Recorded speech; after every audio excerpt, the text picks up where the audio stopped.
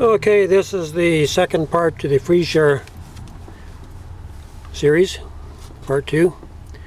And I promised you that I would have some kind of diagram for you to look at that would explain the how easy it would be to be off the grid and to have a system that would convert all waste matter, even septic waste, into a biofuel through gasification, to be converted into a gas that's usable to run a diesel power generator set, and also where there's enough heat in the process to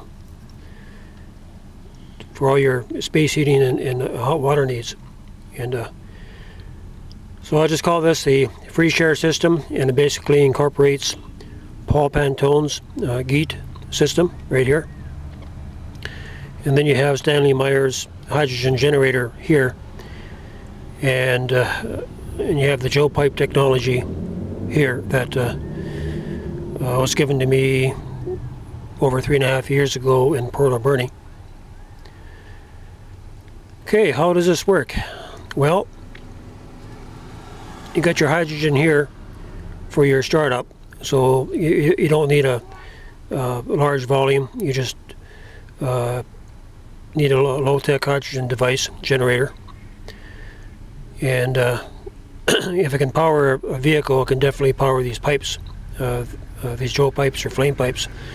So you have this blue here is the hydrogen, and the yellow here with the green line in the middle, that's the oxygen. And so the hydrogen is separated from the oxygen in order so you don't get blowback. And what will happen is that the hydrogen and the oxygen will recombine into atomic state by the implosion process of the Joe pipe. It's just one of the internal characteristics that it has. So it doesn't hurt to separate the hydrogen from the oxygen as a safety feature, and then recombine it for your startup fuel. Just like separating your propane and adding your air to it. But in your oxygen that comes off the Stanley Meyer's generator, you could feed part of that back into a main line, where part of it can be fed back into the GEET system, and also the exhaust that comes off the diesel generator. It goes into your main line, and because of the head pressure of this, that would be the appropriate oxidizer to use. And you may have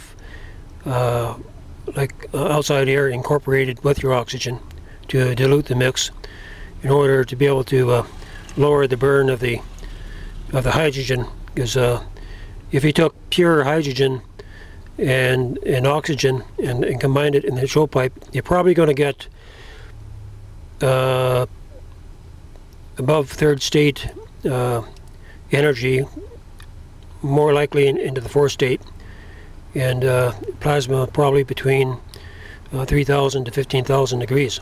And so being able to dilute the oxygen or the air, or add air into the oxygen, would help into being able to keep the flame temperatures where they're moderately high and not overly high. You don't want 20 and 30,000 degrees.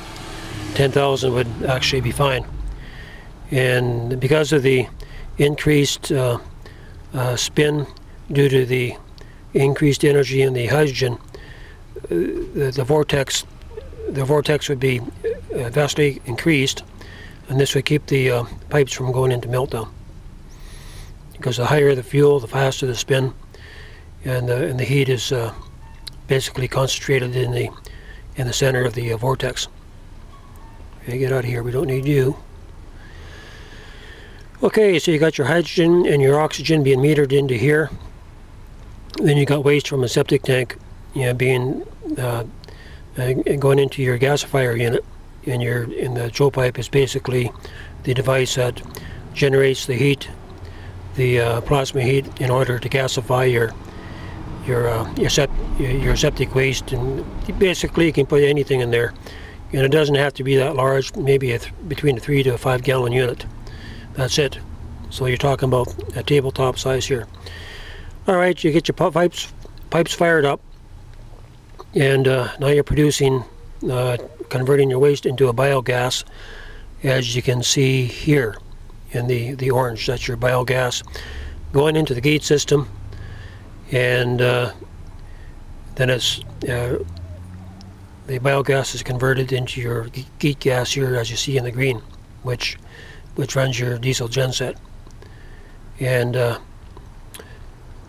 as far as your hydrogen, if you actually had another system incorporated into the Joe pipe for producing steam, once you're up to temperature and you're producing, say, 700 psi superheated steam, your steam, as it would go from 700 psi to no pressure within or atmospheric pressure within the Joe pipe, it would instantly convert into hydrogen and oxygen, and therefore you wouldn't need to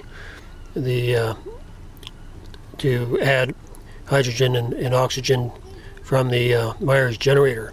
You could use that or divert it for other purposes. So at this point, you would have a self-reliant system that's producing its own fuel source or hydrogen source from converting superheated steam into the hydrogen state, and that creates breaks all your physical materials down into your carbon and into your hydrogen. And septic waste is going to have a lot of carbon base, so that's excellent for the GEET system. So the GEET system will take that, that's a stationary system, and convert that into your GEET gas to run your diesel generator. And as I was saying, you could actually take the enriched oxygen from the diesel generator, because all your carbon is used up in the process, and you could backfeed that to the Joe pipe, where you can even take part of your biogas that's from the gasification, and you could feed it back in with oxygen from the diesel exhaust, and so you'd have like a producer gas system.